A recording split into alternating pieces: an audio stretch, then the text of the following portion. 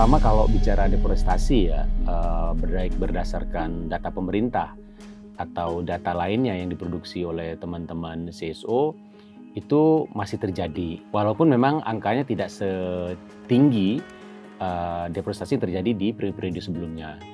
Nah, tetapi yang menarik di sini, kami melihat di periode 2019 sampai dengan 2020, itu deforestasi masih terjadi, dan kalau melihat dari deforestasi yang terjadi di konsesi, itu masih sawit yang terbesar, itu sekitar 20.000.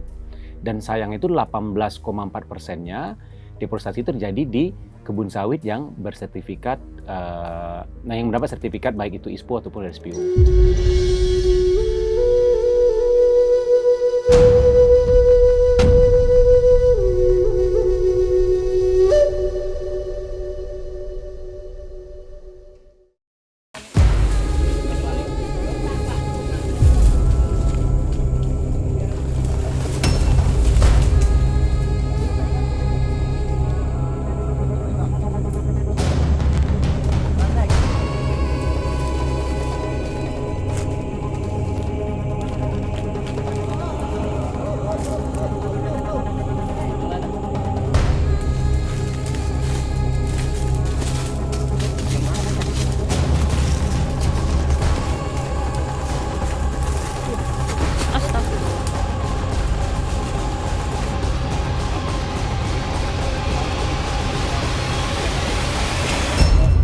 Muda Yulivan, salah seorang rescuer menuturkan kepada kami. Itu kita rescue karena posisinya itu berdekatan dengan lokasi Taman Nasional Tanjung Puting. Jadi setelah kita rescue, terus kita lakukan pemeriksaan fisik orangutan secara kita raba, terus kita cek apakah ada luka atau tidak. Setelah itu juga ditemanin oleh dokter hewan. Setelah kita pantau tidak ada apa-apa dan dinyatakan sehat oleh dokter hewan, orangutan tersebut kita translok kembali di Taman Nasional Tanjung Puting.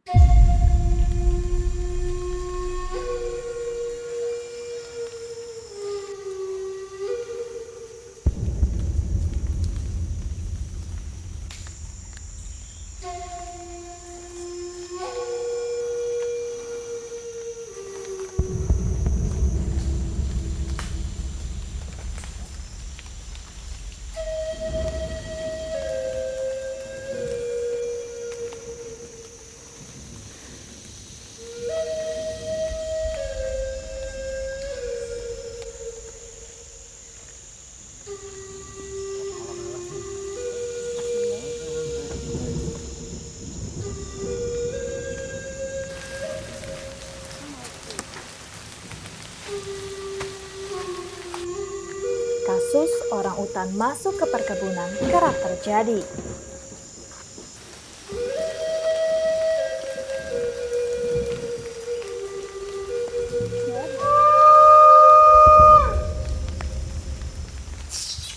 Untuk rescue di perusahaan ini ada 3 kasus, Pak.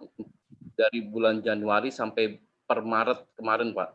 Sudah 3 kasus kita rescue orangutan di Wanasawit 2. Mungkin dikarenakan lokasi PT Wanasawit itu berdekatan dengan Taman Nasional Tanjung Puting yang di situ merupakan habitat dan pelepas liaran orangutan seperti itu, Pak.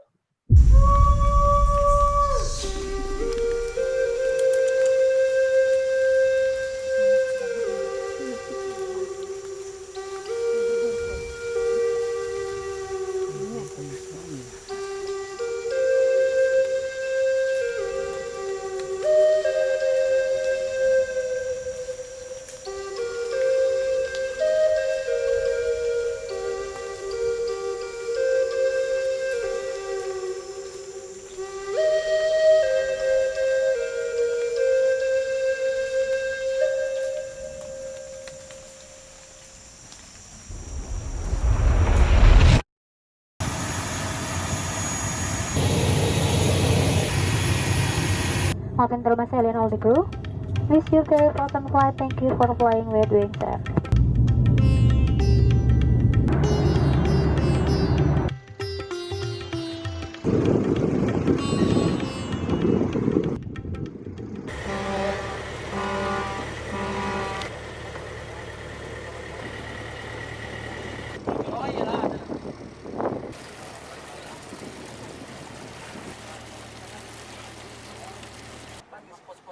Kami mendatangi Taman Nasional Tanjung Puting di Pangkalan Bun, Kabupaten Kota Waringin Barat, Kalimantan Tengah, untuk melihat lebih jelas kehidupan primata asli Pulau Kalimantan ini di habitat aslinya.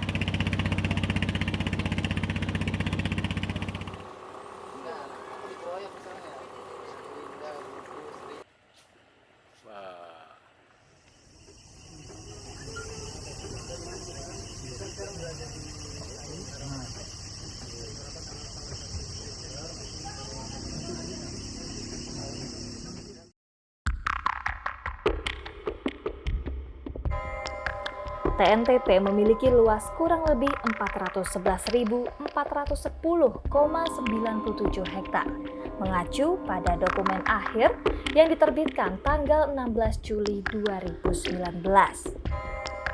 Sebelumnya, sesuai keputusan Menteri Kehutanan tanggal 25 Oktober 1996, luas kawasan hutan yang ditunjuk sebagai Taman Nasional Tanjung Puting adalah kurang lebih 415.040 hektar.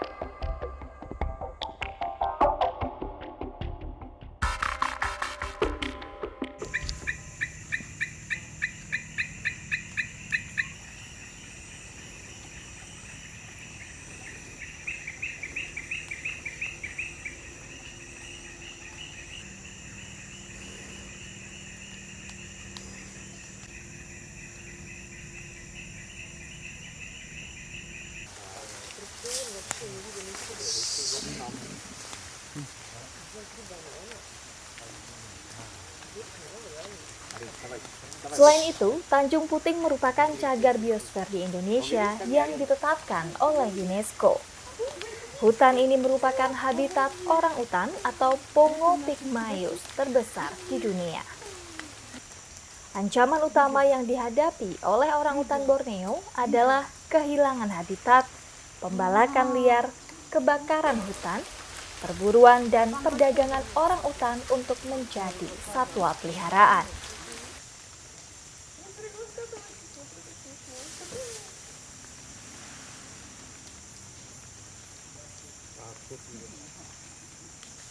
Sebenarnya kondisi tutupan lahan di taman landscape-nya Tanjung Puting itu sebenarnya baik di sisi barat, timur, selatan, utara itu sudah menjadi konversi kawasan hutan itu, dan dikelilingi sama perkebunan sawit, baik perkebunan konsesi maupun perkebunan masyarakat. Dan memang di sekitar Tanjung Puting itu masih ada HP, masih ada kawasan hutan produksi, dan tutupan lahan masih bagus. Sehingga apa yang dikatakan Pak Muda tadi benar, bahwa orang hutan ini punya teritori. Sehingga memang menjadi menjelajah kemana-mana. Dia. Saya pernah kasus ada orang hutan, pernah kita lepas di Muara Ali, itu keluar lagi di Kabupaten Seruyan. Kalau ditarik garis lurus tuh hampir 60 kilo. Nah, saya nggak tahu kondisi di dalam hutan, sehingga banyak orang hutan ini banyak yang keluar ke perkebunan sawit maupun ke perkebunan masyarakat, sehingga menimbulkan konflik. Kalau terkait dengan mitigasi, saya kepengen kemarin juga sudah saya komunikasikan dengan beberapa pihak kebun untuk melaksanakan mitigasi atau semacam kegiatan kita coba duduk bersama lah, FGD gitu, dengan para pihak, baik teman-teman dari Tanjung Puting, dari OPI sendiri, Orangutan Foundation Internasional, OFUK, Orangutan Foundation United Kingdom. Ini solusinya seperti apa? Sekarang ada skema ketika orang hutan itu masuk ke kawasan atau merasa dirugikan, pemegang konsesi harusnya ada dana-dana pemulihan lah, dana pemulihan habitat sebenarnya. Itu ada skema nanti ke depan seperti itu yang para pakar ahli ya Pak. Para pakar akan merencanakan seperti itu. Seperti kalau kasus-kasus kebakaran, dia tidak hanya dipidana sebenarnya, tetapi dia juga sekarang dibebankan perdata. Jadi punya tanggung jawab untuk pemulihan habitat juga.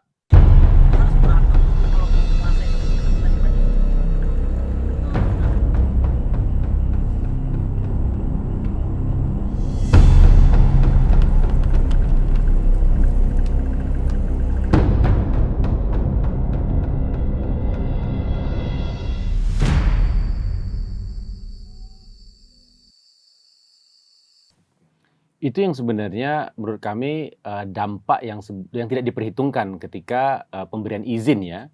Jadi kehancuran biodiversity akibat pembukaan lahan hutan untuk perkebunan monokultur skala besar, dalam hal ini sawit. Jadi tidak bisa dipungkiri ada fakta ketika izin sawit diberikan di atas kawasan hutan, kemudian hutannya dikonversi menjadi tanaman sawit, maka otomatis populasi orang hutan atau satwa-satwa liar dilindungi lainnya pasti akan punah. Nah, ketika punah, maka tidak ada pilihan selain satwa-satwa yang liar tadi pindah atau masuk ke wilayah pemukiman. Ini yang selalu mengakibatkan terjadinya konflik satwa dan manusia.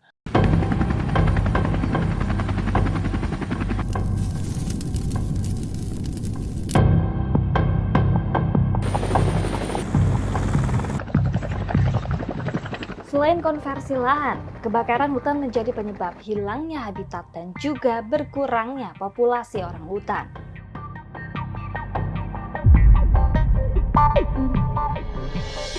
Tapi saya dapat gambaran dari teman-teman, memang waktu 2015 itu kebakaran memang luar biasa. Malah Tanjung Puting itu terjadi penurunan populasi orang hutan.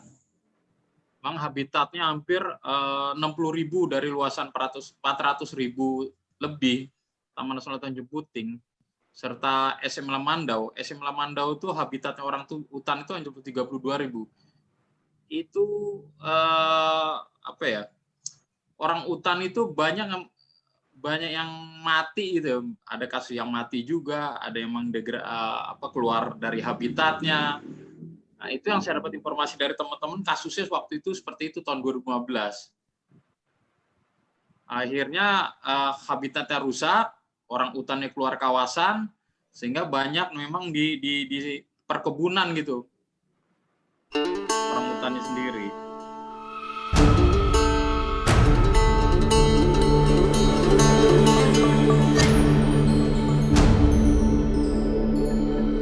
Data Kementerian Lingkungan Hidup dan Kehutanan menyebutkan Karhutla 2019 seluas 1,65 juta hektar lebih kecil dibandingkan 2015 seluas 2,65 juta hektar. Tetapi pelepasan emisi karbon dari kebakaran 2019 ternyata sama bahayanya dengan dampak kebakaran 5 tahun lalu.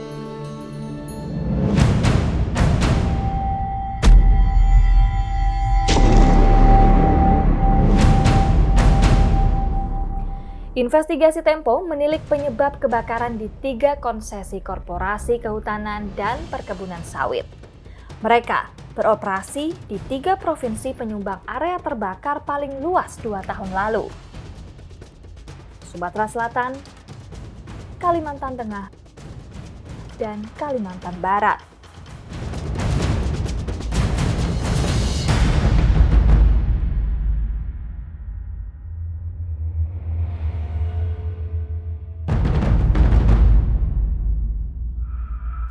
Di Kalimantan Tengah, tahun 2019, bara api terjadi di PT Kumai Sentosa. Area perusahaan sawit ini berlokasi di Desa Sungai Cabang, Kecamatan Kumai, Kabupaten Kota Waringin Barat, Kalimantan Tengah. Kementerian Lingkungan Hidup dan Kehutanan memproses hukum Kumai Sentosa. Namun, pada 17 Februari 2021, Majelis Hakim Pengadilan Negeri Pangkalan Bun, Kota Waringin Barat, Kalimantan Tengah memvonis bebas perusahaan ini.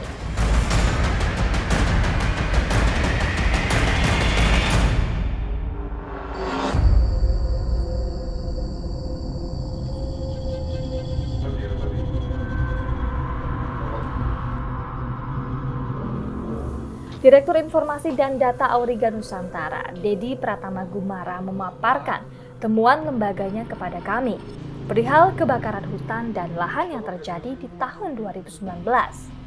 Ya, kebetulan Auriga untuk kebakaran 2019 kemarin dan bareng Tempo juga ya, kita melakukan liputan untuk korporasi api saat itu memang. Salah satu yang kita highlight itu adalah satu perusahaan di Kalimantan Tengah yang juga berbatasan langsung dengan Taman Nasional Tanjung Puting, ya PTKS saat itu. Dan memang dari beberapa case yang kita temukan itu kan memang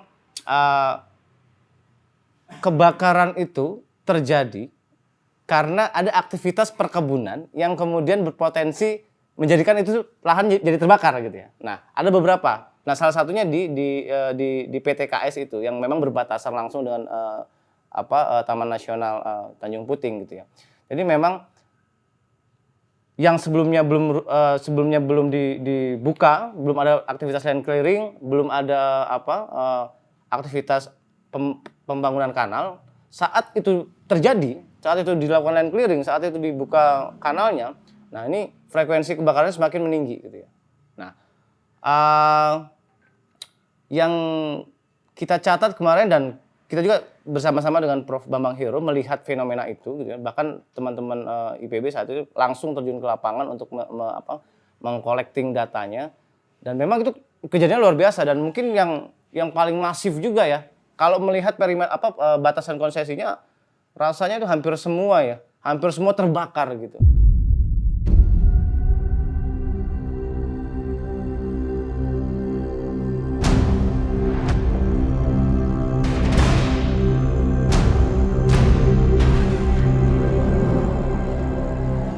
PT Kumai Sentosa mengantongi izin konsesi seluas 11.890 hektar. Pada Agustus 2019, api menghanguskan lebih dari separuh luas konsesi. Analisis citra satelit menemukan hotspot pertama kali muncul secara bersamaan pada 21 Agustus 2019 di luar dan di dalam area perusahaan. Titik panas di luar konsesi ini berada di Taman Nasional. Namun, jarak kedua hotspot ini sekitar 5,5 km. Lahan di konsesi Kumai Sentosa diduga baru dibuka secara masif sebelum kebakaran, termasuk berupa pembangunan kanal. Hotspot di konsesi perusahaan bahkan pertama kali muncul di kanal yang di Tenggarai baru selesai digaruk pada pekan ketiga Juni 2019. Vonis bebas atas PT Kumai Sentosa sangat disayangkan. Menurut Dedi, setiap kasus kebakaran hutan yang melibatkan korporasi selalu berujung bebas. Sayangnya melihat dari belakangan ya, yang terjadi malah vonisnya bebas gitu ya.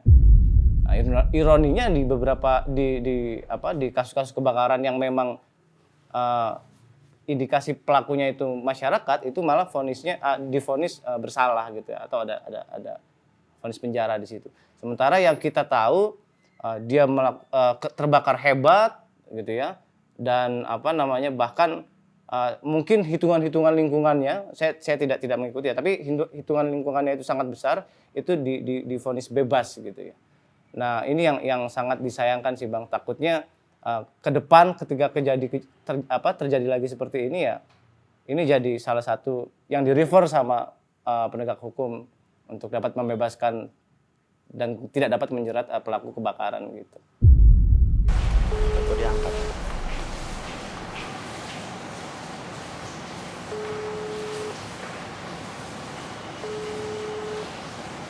Tekan 1 untuk meninggalkan pesan suara. Tekan 1. Nomor yang ada 7 sedang tidak dapat menerima panggilan. Untuk meninggalkan pesan suara, tekan 1.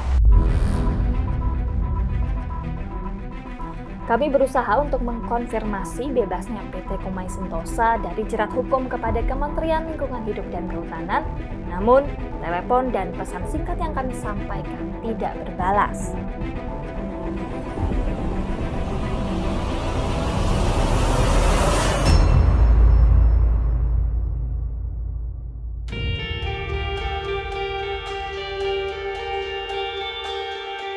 Dalam hal produksi minyak sawit, Indonesia saat ini menjadi nomor 1 dan telah mengalahkan Malaysia. Dari 64 juta ton produksi sawit dunia, Indonesia menyumbang lebih dari setengahnya, yaitu 35 juta ton. Indonesia menyumbang 54% dari produksi minyak sawit dunia.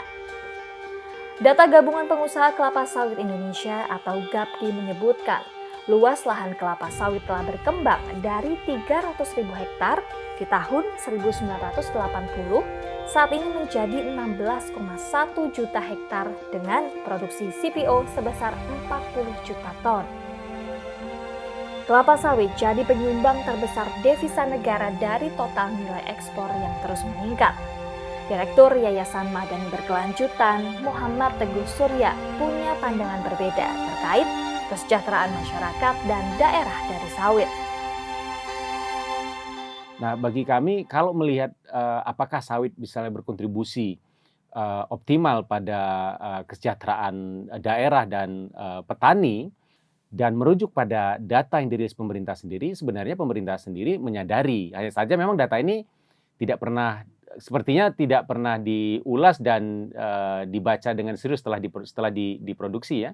Jadi kalau melihat data IDM saja, Indeks Desa Membangun, kemudian kita merujuk pada nilai tukar petani, itu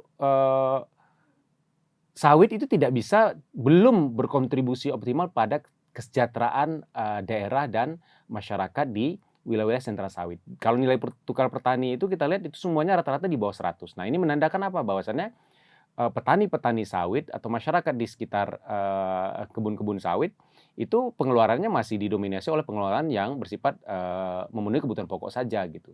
Dan ini bisa jadi indikator bahwasannya petani tersebut belum sejahtera.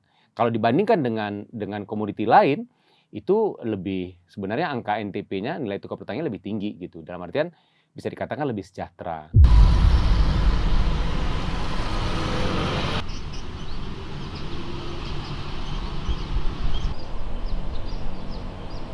Meski menjadi primadona dan penyumbang devisa negara, banyak pemerintah daerah beranggapan tidak mendapatkan apa-apa dari bisnis komoditas ini. Seperti yang disampaikan Wakil Bupati Kabupaten Kota Waringin Barat, Ahmadi Riansyah kepada kami. Secara khusus Kota Waringin Barat, bisa dipastikan bahwa lahan kita ini kan tinggal kawasan-kawasan hutan produksi dan sebagian kecil adalah kawasan hutan konversi ya, yang masih dimungkinkan dilaksanakan peralih fungsian lahan. Untuk kelapa sawit, nampaknya Kota Waringin Barat itu sudah agak mentok ya, karena lahan kita sudah hampir semua sudah terbuka untuk kelapa sawit dan beberapa komoditi lain. Maka kami melihat sekarang ini sebenarnya lebih kepada satu kebijakan kita one map policy, yaitu kebijakan satu peta kita untuk menata kembali bagaimana menata terutama permasalahan-permasalahan sosial. Lebih kepada itu yang sekarang kita harapkan gitu. Jadi permasalahan sosial sehingga konflik-konflik sosial yang terjadi saat ini memiliki kejelasan mengenai status kawasan dan lahan. Kemudian selanjutnya harapan kita bahwa dengan moratorium ini artinya ada porsi pemerintah daerah lah yang diuntungkan. Jangan hanya kelapa sawit ini kan pajaknya langsung ke pemerintah pusat, kita tidak dapat apa-apa gitu. Jadi ketika terjadi konflik sosial, lingkungan, ya larinya ke pemerintah daerah. Ketika terbakar ya di sekitar perusahaan pemerintah daerah. Nah harapan kita ya dengan moratorium ini ada sebuah regulasi yang mengatur tentang investasi di penanaman perkebunan kelapa sawit ini melibatkan peran dan kewenangan daerah. Itu harapan kita. Instruksi Presiden nomor 8 tahun 2018 yang memandatkan penundaan evaluasi perizinan sampai peningkatan produktivitas perkebunan sawit memasuki tahun terakhir pada 2021. Ada harapan perbaikan tata kelola lewat kebijakan ini. Sayangnya, berbagai kalangan organisasi masyarakat sipil menilai dalam pelaksanaan belum ada capaian yang signifikan. Satu, tadi kita bicara tentang persoalan ya, bahwasannya sawit menguntungkan iya, tapi keuntungannya kemana itu pertanyaan lain ya, yang harus dijawab dan harus diselesaikan. Kemudian sawit juga berkontribusi pada praktek konversi hutan, kemudian berujung pada bencana seperti karhutla. Nah, moratorium sawit, atau kalau moratorium ini jeda ya, ini kenapa diperlukan? Karena dari pemerintah sendiri, dalam hal ini presiden, itu menyadari bahwasannya ada banyak hal yang harus dibereskan di sektor sawit ini agar sawit ini memang benar-benar bisa memberikan manfaat optimal kepada masyarakat Indonesia, daerah dan seterusnya ya. Nah, jadi harapannya dalam periode 3 tahun pelaksanaan moratorium ini yang akan berakhir nanti September, itu kita punya ruang yang cukup untuk melakukan berbagai perbaikan. Tetapi kan 2 tahun berjalan ini sekitar beberapa bulan lagi ya, kurang dari 6 bulan kan akan selesai nih moratorium sawit. Kita melihat banyak agenda-agenda atau instruksi presiden yang belum dijalankan. Nah, kami sih berharap jika memang kita memiliki percaya gitu ya, kalau memang kita percaya sawit ini bisa menjadi salah satu penopang ekonomi masa ini dan masa mendatang, maka nggak ada pilihan selain memperpanjang moratorium dan melakukan percepatan perbaikan tata kelola sawit. Senada dengan Teguh, Direktur Informasi dan Data Auriga Nusantara, Dedi Pratama Gumara menilai selama hampir 3 tahun pelaksanaan moratorium sawit belum ditemukan perubahan yang konkret. Auriga berharap setelah moratorium ini selesai, harus ada aturan atau produk hukum yang lebih tinggi dari sekedar instruksi presiden. Karena ini multisektor ya, dan kebetulan Kemenko Perekonomian kan yang mengelit ini. Pertama, harus apakah dengan implementasinya tidak berjalan, apakah karena statusnya hanya impres gitu ya. Nah, mungkin bisa dinaikkan lagi ya, perpres atau PP gitu, sehingga ya ini memang harus dilaksanakan gitu. Nah, menaikkan status dari moratorium sawit ini menjadi perpres atau PP itu pertama. Nah, kemudian mengenai tim kerjanya dulu nih, tim kerjanya siapa? Kan banyak banget nih ya, banyak banget sektor-sektor yang wajib melakukan moratorium tersebut. Nah, ini harus ada tim yang secara teknis itu mengawal bahkan mendorong percepatan dari moratorium sawit ini. Karena ada kehutanan, banyak sekali ya, kehutanan, perkebunan, pertanian dan lain-lain. Nah, ini harus ada ininya. Kemudian itu tadi harus ada satu badan, harus ada wasitnya. Ketika semuanya sudah ngumpul, persoalan sudah berkumpul, siapa yang akan eksekusi nih? Penyelesaiannya mau gimana nih, gitu kan? Nah, itu juga jadi catatan kami ya untuk moratorium sawit.